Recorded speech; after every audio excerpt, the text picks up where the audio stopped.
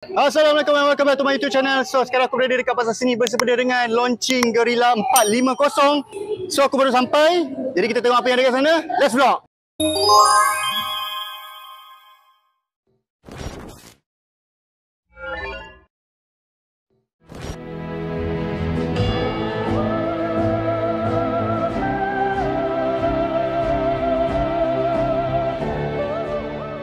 Okay guys, so sekarang aku berada dekat tempat pelancaran lah, Guerrilla 450. Diorang baru je lancar, baru je selesai presentation apa semua.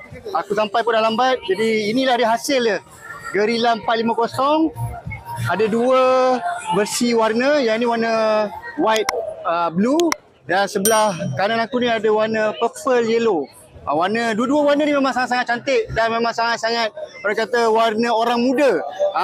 Selalu orang kata Royal Enfield ni geng-geng orang tua, vintage dan sebagainya. Tapi kali ni Royal Enfield bawakan vibe orang muda.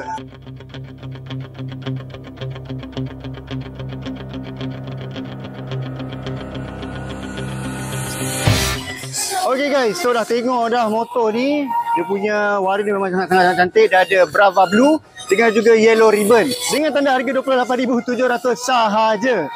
Kemudian dia menggunakan enjin Sherpa. Kemudian dia ada switch mode dan dia adalah TFT cluster triple meter. Dan kemudian dia ada wide profile tubeless tyre.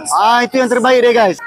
Okay guys, aku rasa itu saja perkongsian aku berkaitan dengan pelancaran Royal Enfield Guerrilla 450 di pasar seni ni.